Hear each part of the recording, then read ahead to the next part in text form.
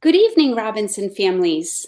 I'm Carrie Sankey, the principal at Robinson, and I am joined by Mr. Gentili, our assistant principal tonight, for our presentation all about first and second grade students returning to full in-person learning on April 5th. We're really, really excited about this, and we have some information to share with you tonight. So you're probably wondering a little bit about how we got to this place where we're able to bring students back in for full in-person learning. So it's been an evolution. As you know, we've had lots of transitions this year. And back at the beginning of March, the Board of Education met with Commissioner Jeffrey Riley, the Commissioner of Education, and they met to make amendments to the student learning time regulations that had been put in place in early February. So what this did was the amendments gave the commissioner more authority to be able to determine when school districts would be able to transition away from the hybrid learning plan and to begin to bring students back in for full-time learning. So that's where we're at right now. So we just want to say that with the transition away from the hybrid model, we are going to expect that all students will be in school for 5 full days, except for those students that are part of the virtual remote cohort.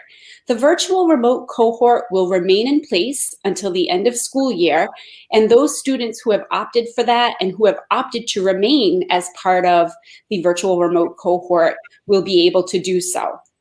So all of this information about the commissioner's authority to make the changes to these regulations was presented by our assistant superintendent, Mike Connolly, back in early March, on March 9th at our school committee meeting.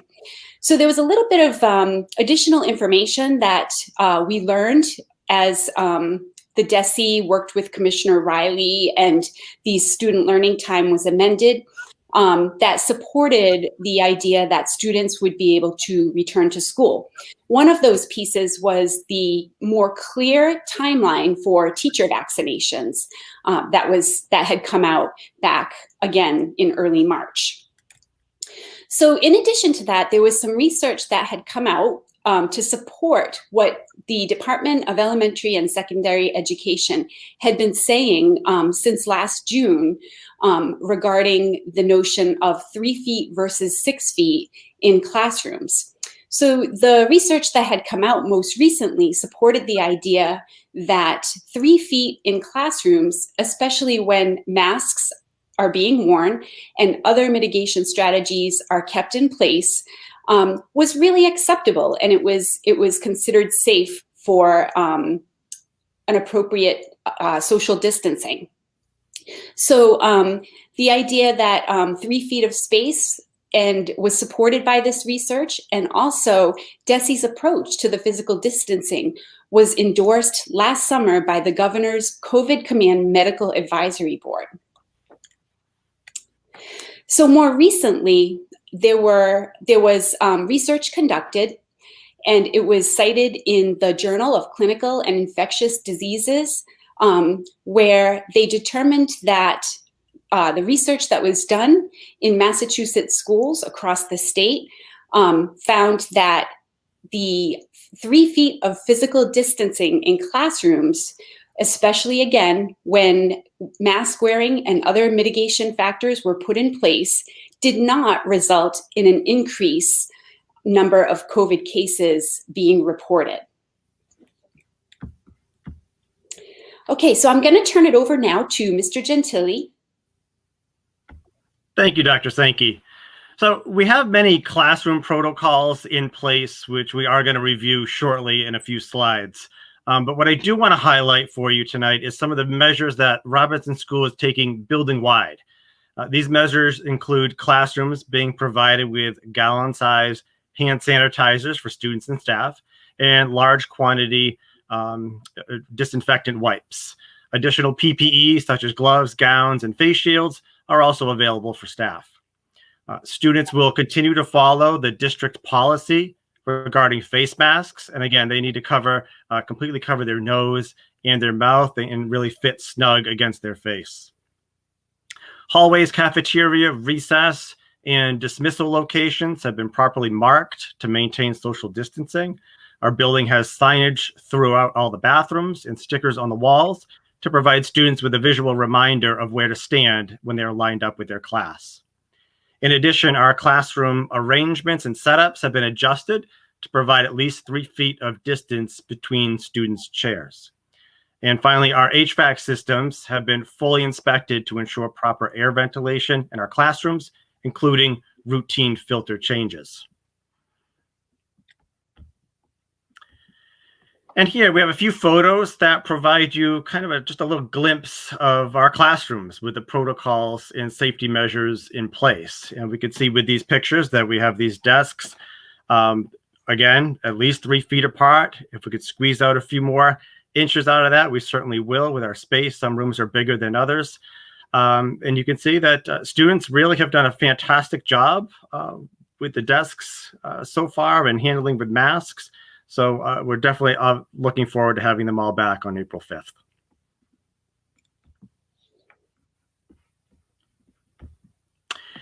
And on this slide, we kind of just going to run through our arrival and dismissal procedures. Not much is changing here, but I do want to just go through the procedures. So students will arrive here at Robinson and will enter the building at about 9 o'clock in the morning. Some of our students do come in a bit earlier for breakfast, and those students will be able to enter our building as early as 8:45, so they can go to the cafeteria for breakfast. Students will begin their instructional day at 9:15 once they get settled into their classroom, and a staggered dismissal at the end of the day will begin around 3:05. And again, these routines have not changed. These have been implemented for quite a long time, and students have really done a great job with them. Arrival for walkers will continue to take place at our west entrance, and that's, again, the entrance that faces East Street.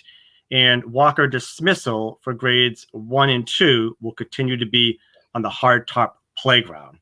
And again, kindergarten walkers will be dismissed out on that west entrance side. And just a reminder to families as well, now that we have all of our students coming back starting April 5th, just please remember that when you're dropping off your student, you must park on East Street. Okay, our front driveway needs to remain clear at all times so that emergency vehicles can get through. Okay, and Dr. Sankey is going to take the next slide. All right, thank you, Mr. Gentili. So here we're going to just talk very briefly about our daily in-person learning schedule. As Mr. Gentili mentioned earlier, not a whole lot has changed. Our classroom teachers are following and will continue to follow a master schedule. We do this every year. Nothing has changed with that. And the master schedule provides instructional periods that are scheduled at certain times of the day. And these are staggered for different grade levels and different classroom teachers across grade levels. The master schedule takes into account all of the different learning needs that students have. And those staggered times allow for students who need to go to small group intervention or small group instruction. It allows for those needs to be met. So students are going to continue to have 120 minutes of literacy time, which they've typically had in the past. They will have 60 minutes or more of math time, 40 minutes of a special, and then 25 minutes of lunch and 25 minutes of recess. So we'll talk a little bit more about what lunch and recess is going to look like in just a few minutes. So when your students do come back for the full in-person learning, it's going to be a little bit like a fresh start again, like a refresh for our students and for our teachers, because this will be the first time that both our teachers and our students are in school for 5 days a week since last March. So it's been a long time and we're really excited about it. Our classroom teachers have been working since last spring, since the beginning of the year this year, in the different models that we've transitioned through. We certainly have worked to fill up our classrooms to the greatest capacity, given the 6 feet of social distancing that we've had in place. And we got to a point where we were really filling up our daily cohorts to the greatest degree possible. But now what we're going to be able to do is we're going to be moving back with having students have 3 feet of space. And finally, an entire class of students will be together with their classroom teacher. So what this will require is just a real brief revisit of classroom and whole school expectations as the students transition back into full classrooms with their peers. So the classroom routines and expectations are going to be very similar to what students have been used to up to this point. And so, you know, the nice thing is that we have had students in the building and they are doing a wonderful job with adhering to all of the social distancing, wearing masks, sanitizing hands, and they're really just doing a great job. So teachers are going to spend a little bit of time reviewing expectations with students in many of the common areas around the school, especially because there are going to be more students moving throughout the building. So you can see the major areas listed here below, places like the cafeteria, out at recess, walking in the hallway, etc. Those are the places where classroom teachers are going to want to just review some of those whole school expectation slideshows that we sent out to families earlier this year. And they'll just go over that with students just as a refresher. All right, Mr. Gentili is going to go on to the next slide. Thank you. And like we said, as we look forward to welcoming all of our students back on April 5th, just a quick note about student materials. We've done distributions throughout the year and have sent home materials as needed. But some students may have math and literacy workbooks or textbooks, journals, hardcover reading anthologies, or possibly small whiteboards at home. We do ask that you please have your students bring those back to school when they do return on April 5th. Some of the other items that you may have at home from our distributions, such as crayons, glue sticks, scissors, extra pencils, those don't need to be returned and those can stay at home with the students. For now, we will hold off on the return of Chromebooks, though, until further notice. Oops. So along with all of our building-wide health and safety measures, which I talked about previously, teachers will also be providing daily routine procedures to ensure the health and safety of students and staff. And again, all of these procedures that I'm going to talk about in a moment have been happening all year long. And again, the students are really familiar with all of these procedures. So mask breaks will be provided throughout the day for students. And snacks will continue to be eaten in the classroom. However, snack time will be staggered to allow for proper social distancing. And whenever possible, weather permitting, again, it's starting to get warmer out, snack breaks and mask breaks may take place outside. The other nice thing that happened this afternoon is we had a large tent installed out near our outdoor garden, which you can see in that picture on the slide, that classrooms will have access to.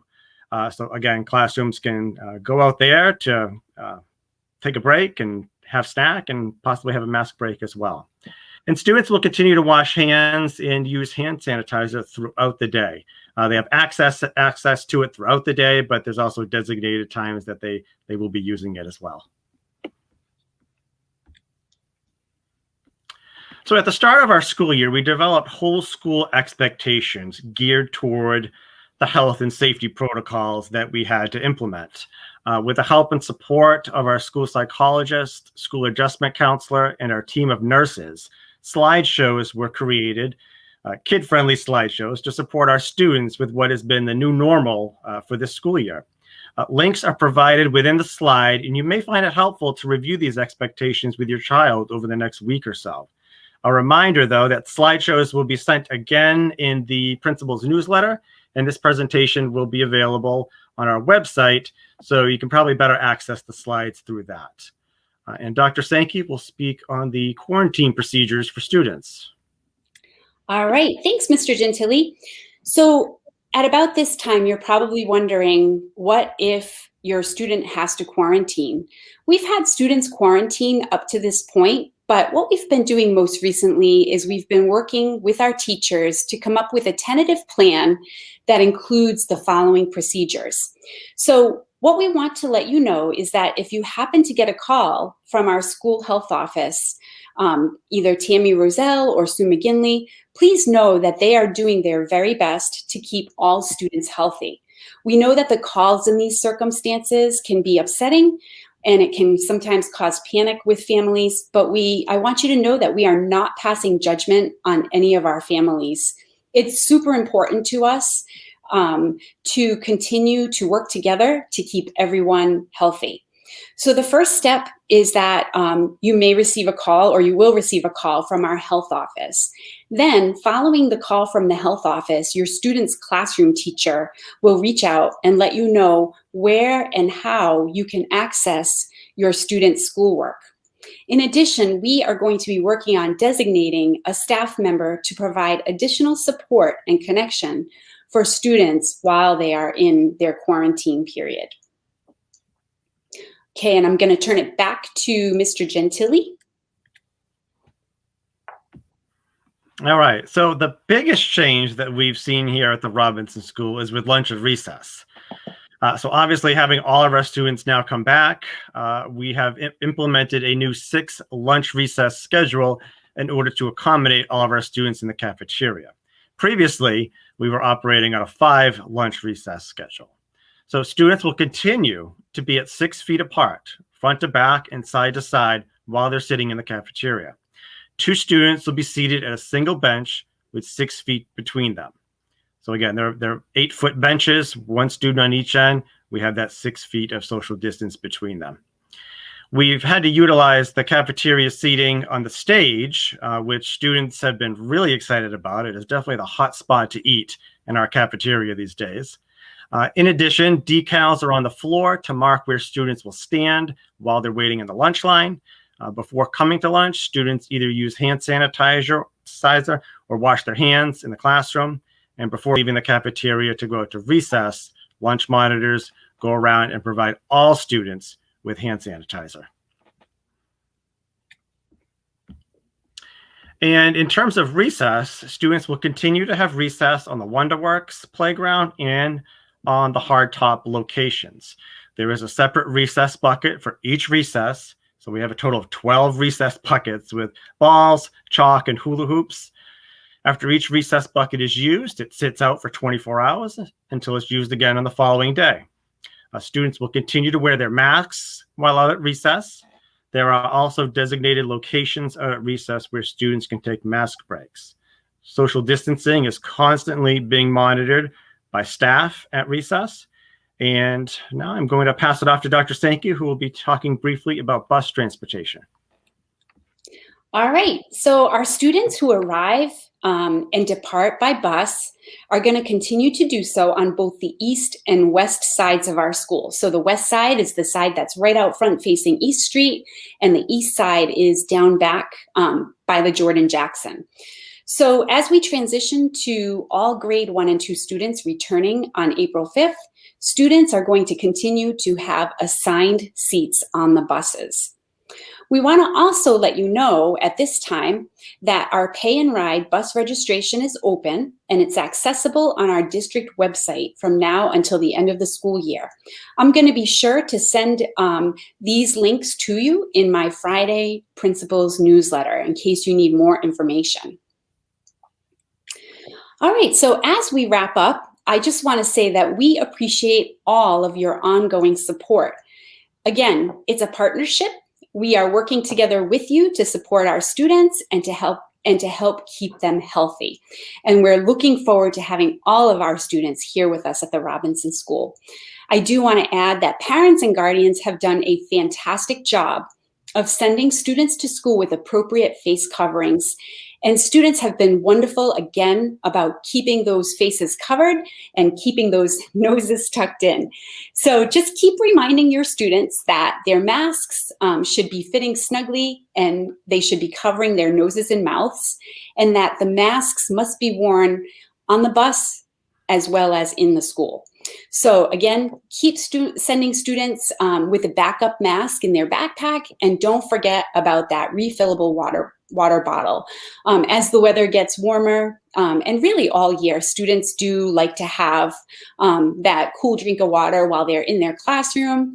Our water fountains are closed for students to be able to sip out of the fountain, but each of our water fountains has a bottle filling station. So it's really a great way for us to be able to keep our little ones hydrated. So again, I do want to remind all parents and guardians to please continue to be diligent about your students' health. And again, if you are noticing any symptoms, if you are noticing your student is not feeling well, please keep them at home and just give us a call to report their absence. And also, don't forget to refer to the student symptom checklist. And I, again, will be sure to put that in my principal's newsletter, just to keep it at the forefront and have it be easily accessible to you. So I've included our phone numbers here for you to call should you have any questions or you want to report your student's absence. You can reach out to either one of our main offices, our East or West office, or if you're happening to notice that your student has symptoms or if your student does become positive, you can also contact our health office. Tammy Roselle and Sue McGinley, our school nurses, are always there to take your call and offer support.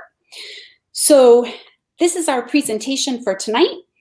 Again, the return to full in-person learning with grade 1 and 2 students, and we are really excited and looking forward to their return on April 5th. If you have any questions at all, please do not hesitate to reach out to myself or Mr. Gentili, our assistant principal. We are always here to help. We are always here to try to find solutions, and we will do our best to support you as we work through this next transition. Thanks so much, everyone, for joining us, and we hope you have a wonderful evening. Bye-bye.